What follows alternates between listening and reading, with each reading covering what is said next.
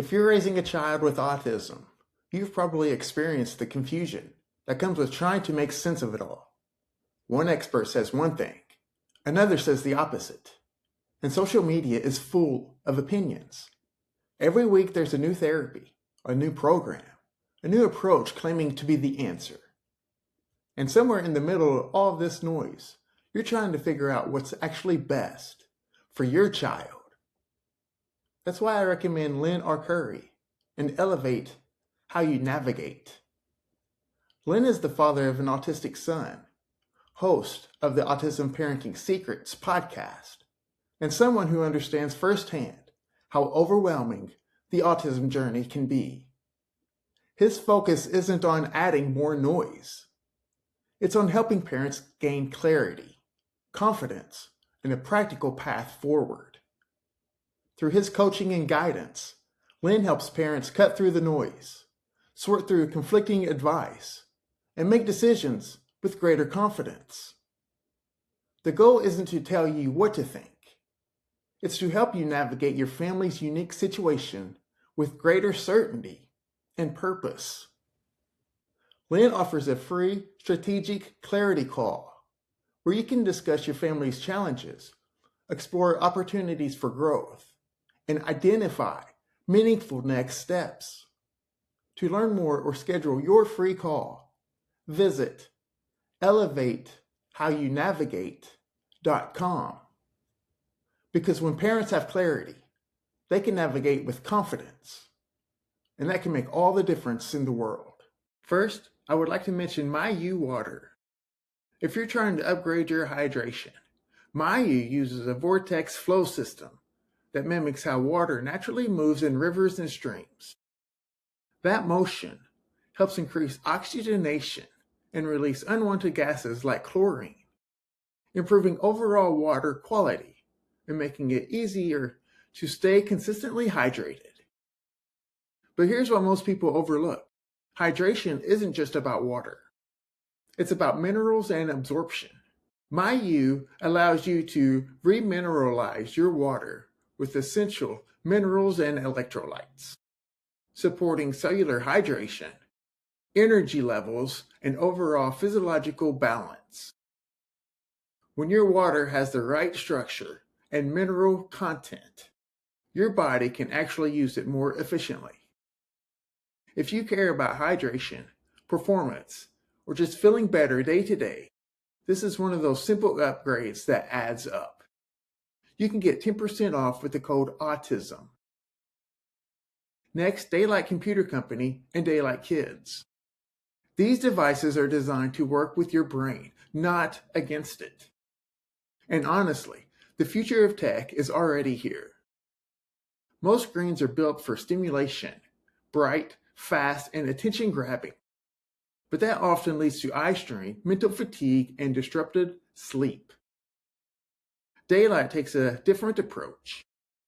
By reducing blue light and lowering overall sensory load, these devices support sustained focus, calmer attention, and healthier sleep patterns. For anyone who feels drained after screen time, or for kids whose nervous systems are still developing, this creates a much more natural, regulated way to engage with technology. If you want your tech to support your brain instead of overstimulating it, this is worth checking out. Use code AUTISM for $50 off. And finally, Chroma light devices, lights designed for humans. Natural light contains a full spectrum that our brains and bodies are tuned to. But most modern indoor lighting falls short of that. It's often narrow, harsh, and out of sync with how we're designed to experience light. Chroma is built to bring that balance back. These lights are designed to better reflect the qualities of natural light, supporting your circadian rhythm, reducing sensory strain, and creating environments that feel calmer and more aligned. That can translate into better sleep, more stable energy, and a nervous system that isn't constantly being pushed toward overload. If you have ever felt off under certain lighting and didn't know why, This is worth exploring. Get 10% off with the code AUTISM if you're optimizing your environment, your focus, your well-being, your nervous system. These products are worth checking out. This is Autism and the Structure of Reality, Part 9. The Weight of the Self, the Things that we Carry. In the last episode, we explored how repetition builds character. The things we repeatedly think, the things we repeatedly value, the things we repeatedly avoid, the things we repeatedly practice. Over time, those repetitions shape the policy of the self. The pattern becomes the person. But if that is true, then it raises another question, a much more uncomfortable question. If change would improve our lives, why is it so difficult? Think about that for a moment. If the path of enlightenment was so easy, how come we're not all on the path of enlightenment? Human beings have spent thousands of years writing books about wisdom, thousands of years discussing virtue, thousands of years discussing meaning, purpose, growth, and transformation.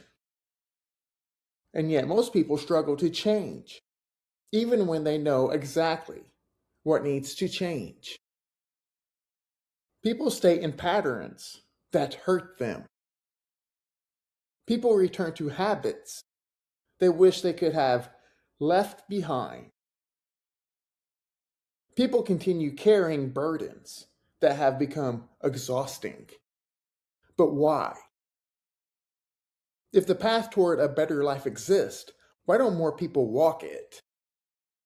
If the path towards wisdom exists, why don't more people follow it? And if the path towards transformation exists, why is it so difficult to stay on it? The autistic mind often feels this tension with particular intensity because the same heightened pattern recognition and precise internal calculators that make up the machinery of the self visible can also make old patterns, old stories, and old protections feel real. Our intense inner world, things like accelerated learning, episodic memory, associative learning and memory, iterative learning, building catalogs for categories, and having large databases of information. The autistic mind can offer so much for the world. See the episodes on visual thinking and supplementing relationships with visual thinking, and our intense inner world. Remember, autist means self. And once the policy is built, letting go of any part of it can feel like dismantling the only operating system you've ever known. And perhaps this is true for all human beings. Autism simply makes this process easier to see. Perhaps we misunderstand what transformation actually is. Most people think transformation means gaining something. More discipline, more confidence, more wisdom, or courage, or patience, or more peace. But what if transformation is not primarily about what we gain? What if transformation is also about what we lose? Remember the Beatitudes episode and the second Beatitude with mourning. Because every transformation contains a paradox. To become something new, something old must be surrendered. An old belief, an old story, an old fear, an old explanation, an old identity. And perhaps that is why change is so difficult. Because the self we wish to become must compete with the self we have repeatedly practiced. One of the observations I have made over and over again is that human beings are remarkably good at limiting themselves. Not because people lack potential, not because people lack intelligence, not because people lack opportunity, but because sameness and certainty feel safe. We become attached to things simply because they have been with us for a long time. An old belief can feel true because it is familiar. An old fear can feel necessary because it is familiar. An old story can feel like identity because it is familiar. And sometimes we spend so much time carrying something that we stop questioning whether we need to carry it at all. Think about how often people say, "This is just who I am." Sometimes that statement is true, but sometimes it isn't. Sometimes what we call identity is actually a collection of habits, fears, explanations, and adaptations that have been repeated for so long that they feel permanent. But permanence and familiarity are not the same thing. And that distinction matters. Because many of the things that we carry were originally attempts to protect ourselves. A child learns to avoid criticism. A teenager learns to hide rejection. An adult learns to protect old wounds. At first, these strategies serve a purpose. But over time, something strange can happen.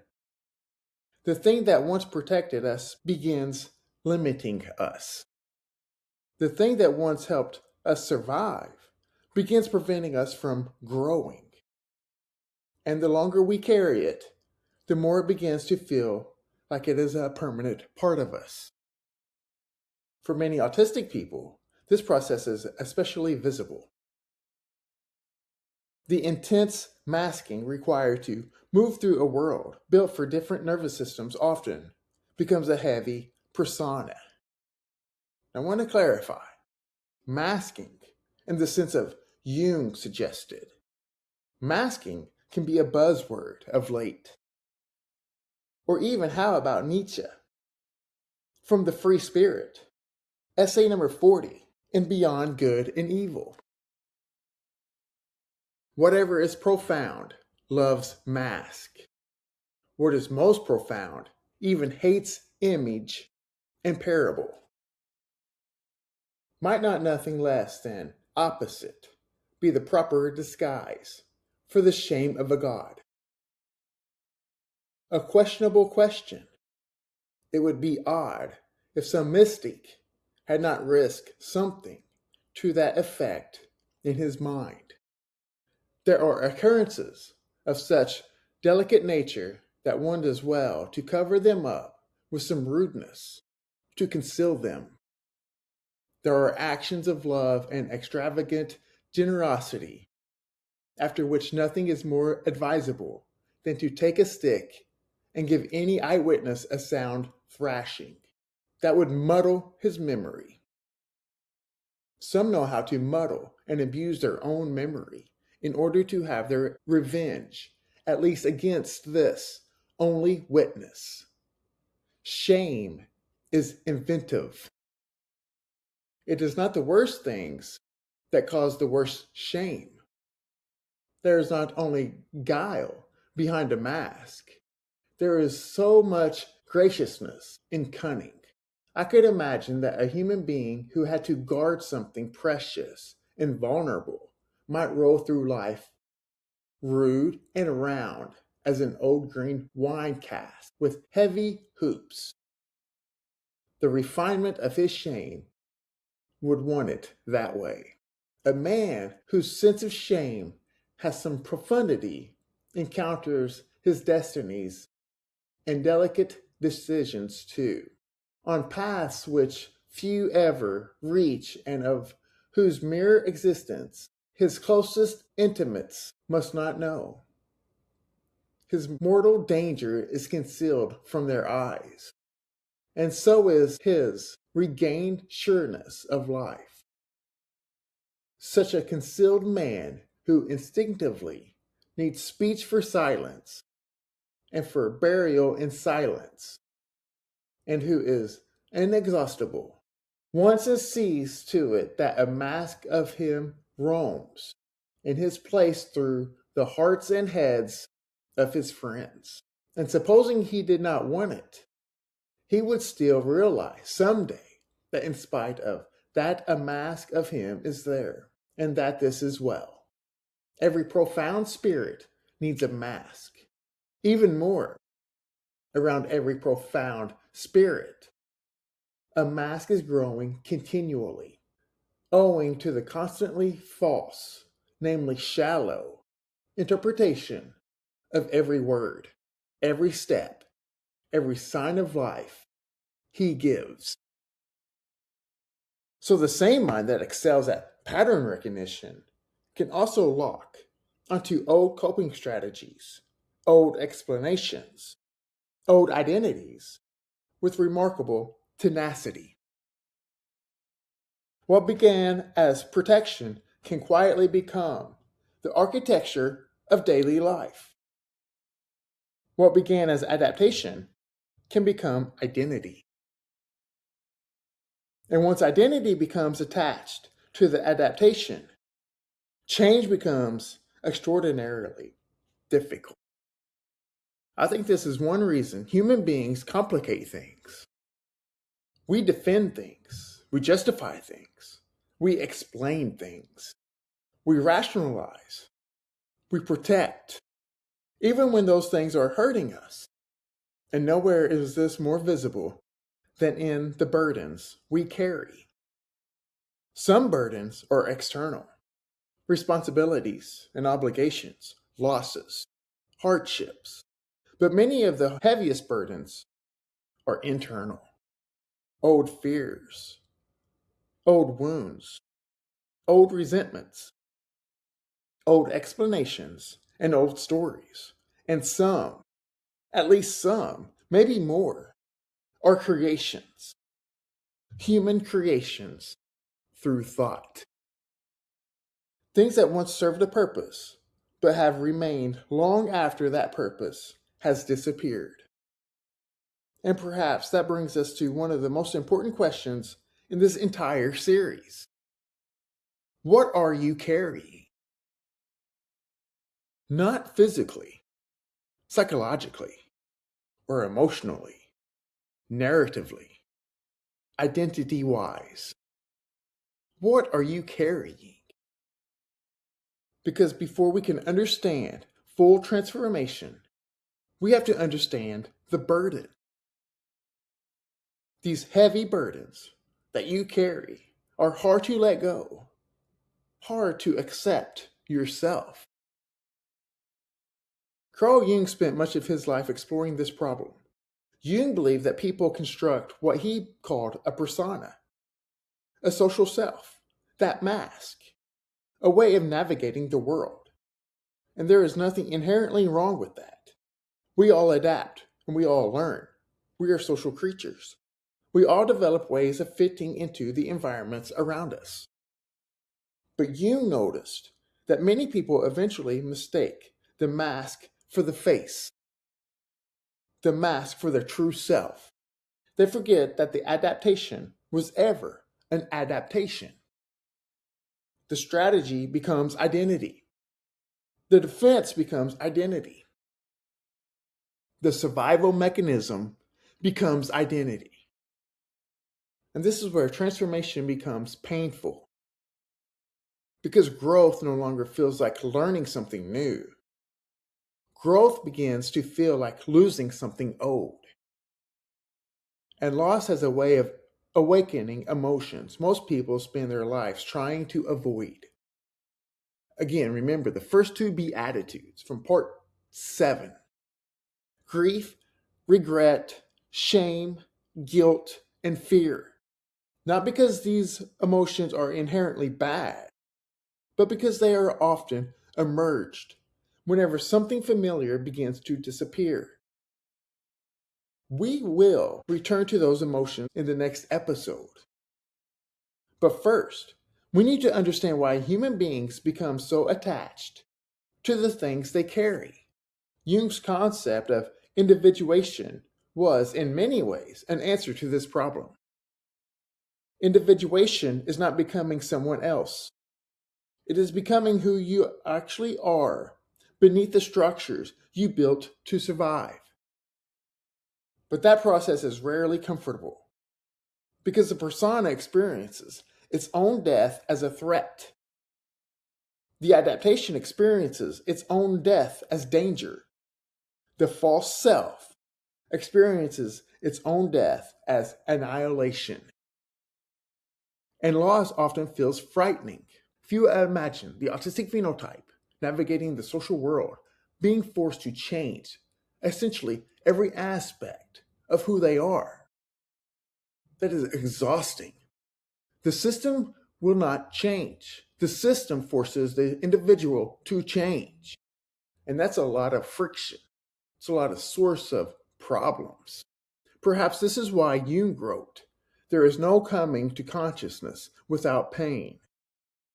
Because consciousness reveals what must be surrendered.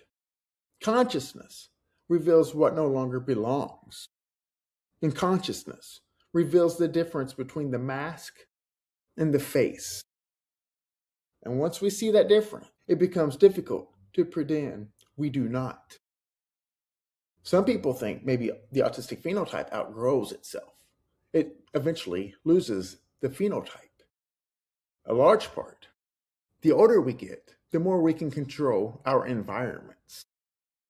I think one of the most misunderstood truths about human growth is this.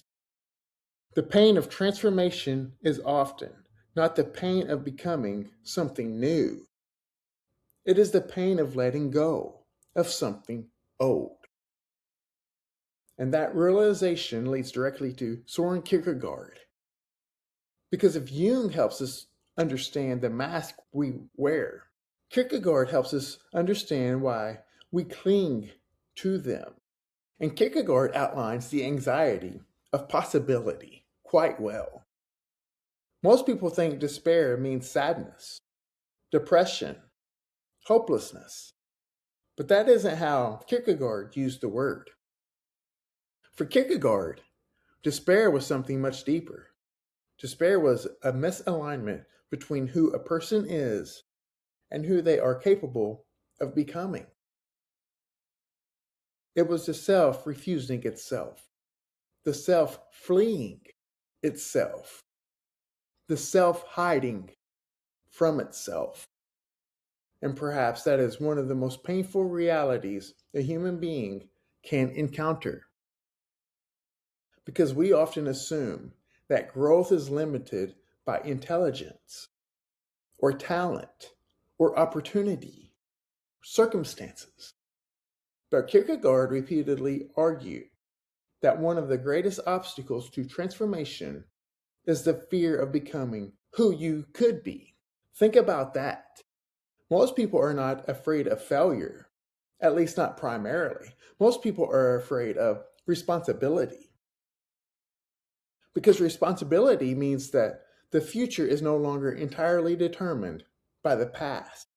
Responsibility means change is possible. And possibility can be terrifying. If I can become something more than I am today, then I can no longer hide behind yesterday. If I can grow, then I must choose. If I can change, then I must act.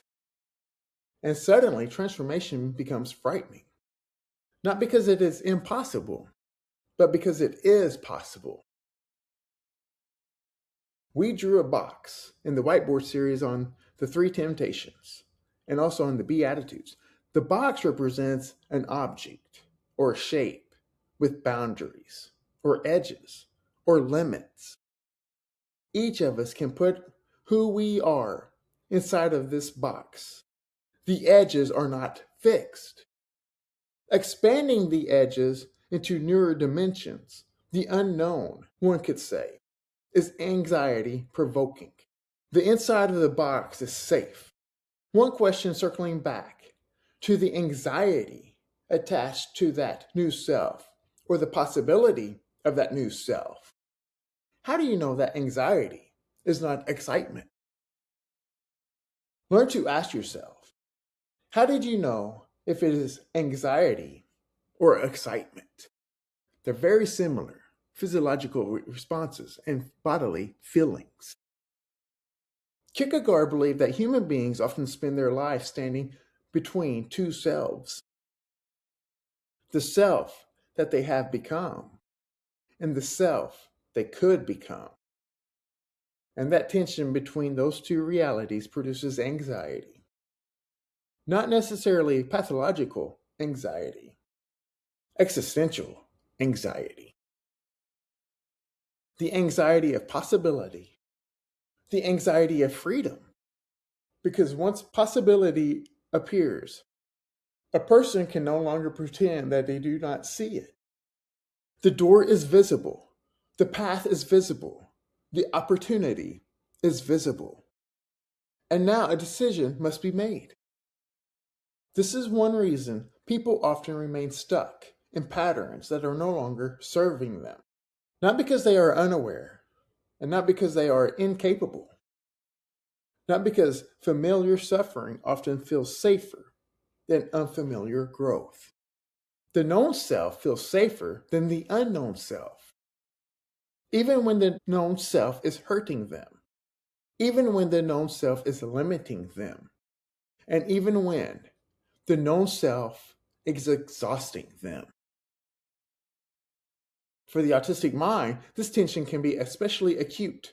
The same capacity for deep, sustained focus that allows profound insight can also make the gap between the current self and the possible self feel overwhelmingly large.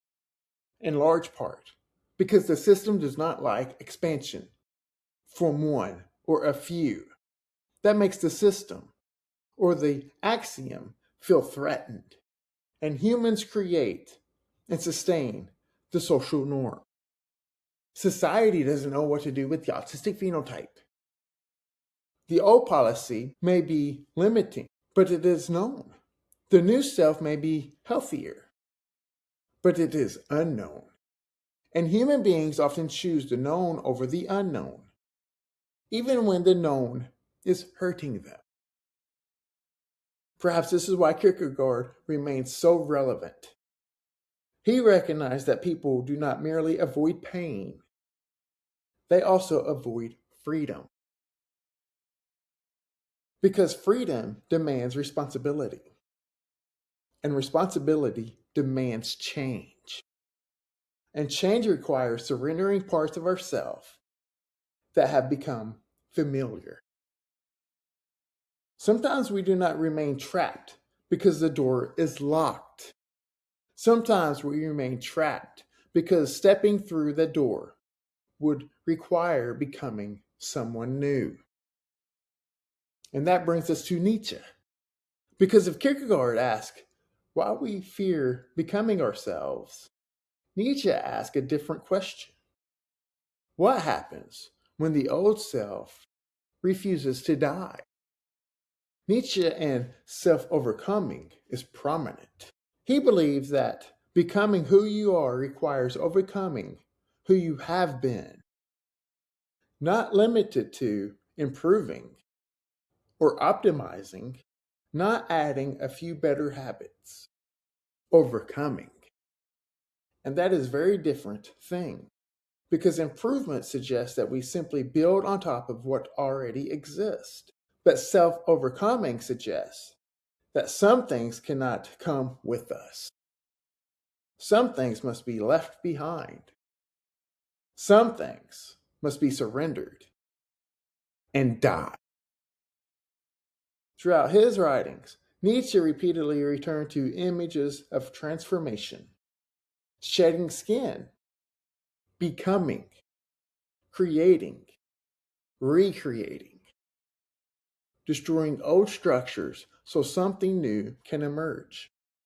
And while Nietzsche and Jung often approached human development from different directions, they recognized a similar problem.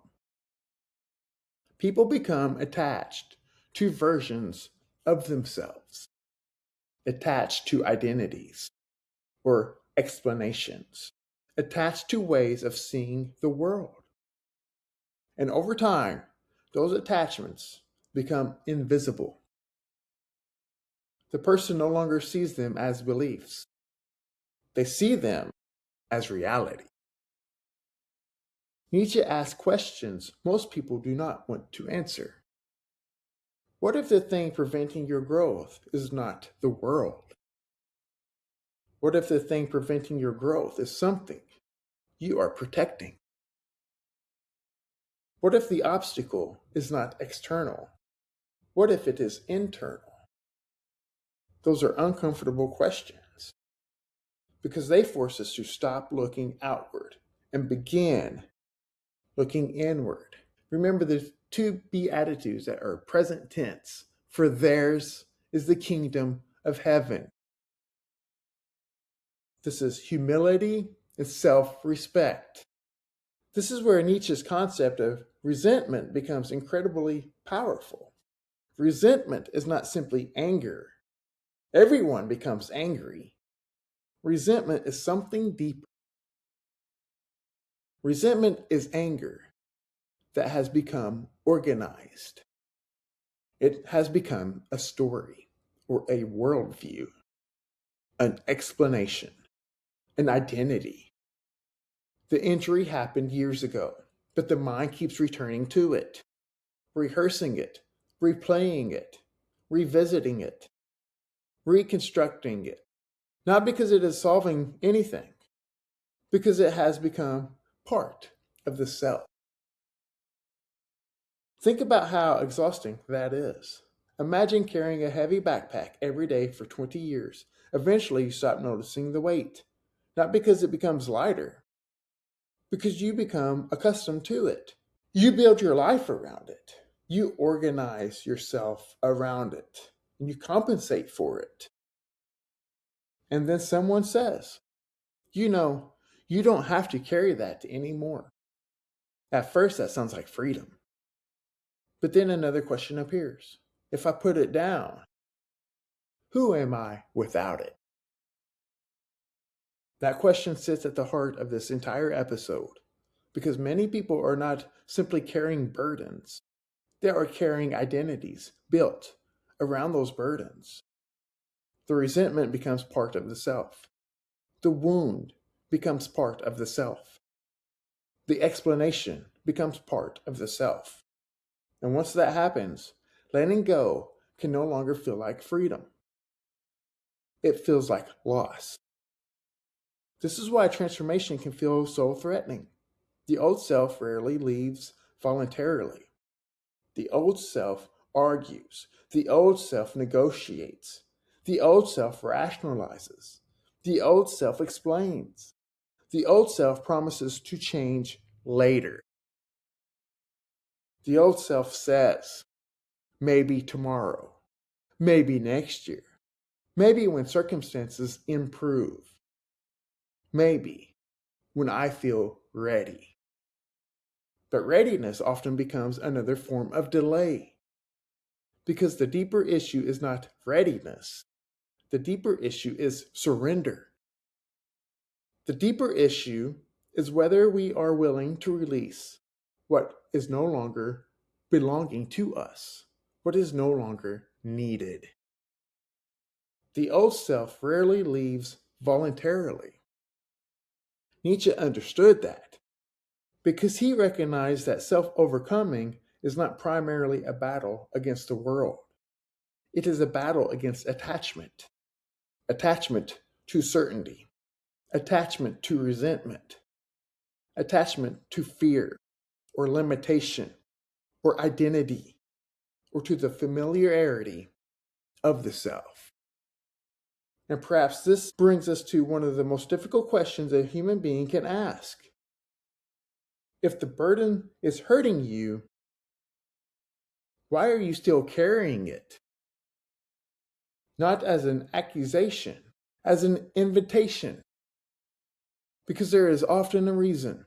The burden may be painful, but it may also be protecting something, explaining something, avoiding something, preserving something. And until we understand what purpose the burden serves, we rarely let go. This is why, when treating trauma, you process the events. You make sense of the events accurately, not how you have carried those moments with you through time. You process them, make meaning, make sense of them, and put reality to your perception. Nietzsche leaves us standing in front of that burden, not asking whether it hurts. We already know it hurts. Not asking whether it limits us. We already know it limits us. But asking something much more uncomfortable. Who would you be without it? And that question leads us directly to Dostoevsky. Because if Nietzsche helps us understand attachment to resentment, Dostoevsky helps us to understand something even stranger. Why human beings sometimes become attached to suffering itself. And this is where Dostoevsky takes us somewhere even deeper. He asks a question that most people never think to ask. What if human beings are not merely attached to their problems? What if they are attached to their suffering? At first, that sounds absurd. Why would anyone choose suffering? Why would anyone cling to pain? Why would anyone repeatedly return to the very thing that hurts them? But Dostoevsky spent much of his life exploring exactly that mystery. And nowhere is it more obvious than in Notes from the Underground. The underground man is intelligent, self-aware, and insightful. He often understands his own contradictions better than anyone around him. And yet he remains trapped. Not because he lacks understanding, not because he lacks intelligence, but because understanding and transformation are not the same thing. And that distinction may be one of the most important lessons in this entire series. Many people assume that if they could just understand themselves, they would change. If they could just find explanation. If they could just discover the insight. If they could just figure out why they are the way they are, then transformation would naturally follow. But life rarely works that way. Because insight can reveal the problem, and insight can illuminate the burden. Insight can expose the wound, and insight can uncover the story. But insight alone does not make a person put the burden down. At some point, something else is required. A decision, a surrender, a willingness to release what no longer belongs. Dostoevsky understood that people often become organized around suffering. A wound becomes a story. The story becomes an explanation. The explanation becomes an identity. And eventually, the identity becomes the lens through which everything is interpreted. The suffering no longer exists alongside the self. The suffering becomes the self. Think about how often people introduce themselves through their wounds. The betrayal, the rejection, the diagnosis, the divorce, the failure, the injustice. At first, these are experiences. Then they become explanations. Then they become stories. And eventually, they become identities. Not because people enjoy suffering, but because identity is powerful. The known self often feels safer than the unknown self, even when the known self is suffering. And perhaps this is one reason transformation can feel so frightening. Because the burden may be heavy, but it is also familiar. And familiar things create structure, even painful structure, even limiting structure, even destructive structure. The burden becomes part of the architecture of the self. Remove it, and suddenly something feels uncertain. Something feels exposed. Something feels unfinished.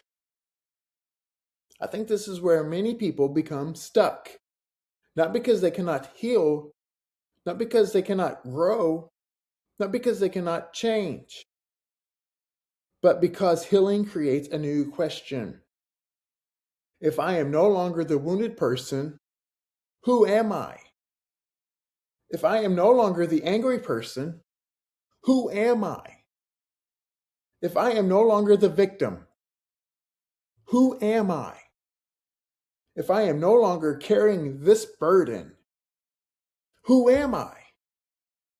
And perhaps this is one of the most difficult truths a human being can encounter. People do not merely defend their beliefs, they defend the identities built around those beliefs. That is why arguments rarely change people. This is why facts rarely change people. This is why insight alone rarely changes people. Because what is being threatened is often not the belief itself. What is being threatened is a self built around the belief. As we've moved through Jung, Kierkegaard, Nietzsche, Dostoevsky, and parts of the Bible through the Sermon on the Mount, a common theme keeps appearing: different language, different philosophies, different centuries. Yet all of them seem to arrive at the same place. Jung tells us that we mistake the mask for the face. Kierkegaard tells us that we flee from becoming ourselves. Nietzsche tells us that the old self rarely leaves voluntarily. And Dostoevsky tells us that suffering can become identity. Different paths, same destination. The burden becomes the self.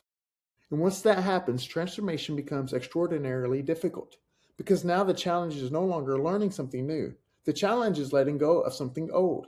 And perhaps this is why human beings so often limit themselves, because what is familiar feels safe, even when it hurts, even when it constrains us, even when it prevents us from becoming something greater. We carry these structures for so long that eventually we stop seeing them as burdens. We call them personality, or identity, or reality. What if they are none of those things? We are who we are, but why are we who we are? What if they are simply things we have become accustomed to carrying? What if that thing we call self is in part the burden itself? Perhaps that brings us to the question at the heart of this entire episode. Not who are you? Not what happened to you? Not what do you believe? But what are you carrying? And even more importantly, who would you be without it? Because sometimes the thing standing between us and transformation is not a lack of knowledge, not a lack of ability, not a lack of opportunity. Sometimes it is the burden we have mistaken for ourselves, the old explanation or resentment or wound or fear or identity, our old story, the thing that once protected us but now confines us, the thing that once helped us survive now prevents us from growing. And before we can move forward, we may have to confront a difficult possibility. The thing we are carrying may no longer belong to us. The thing we have defended for years may no longer serve us. And the thing we call self may be, in part, the burden itself. If that is true, then the question is no longer, what are you carrying? The question becomes, Who would you be if you finally put it down? Because sometimes the first step towards transformation is not learning something new. Sometimes that first step is recognizing the weight of what we have been carrying all along. And in the next episode, we will explore why letting go is so difficult, why grief appears whenever transformation becomes real, why mourning may be one of the most important psychological experiences a human being can have, and why perhaps one of the strangest statements in the Beatitudes is also one of the deepest. Blessed are those who mourn. If you're listening to the podcast, listening to the episode, please feel free to leave a review or rating. In podcasting, reviews, ratings, and downloads are huge, and I very much appreciate your feedback. You can contact me on X at RPS47586. You can email me info.fromthespectrum@gmail.com. You can check out the YouTube page for full-length videos, shorts, and clips. Thank you for listening to From the Spectrum podcast.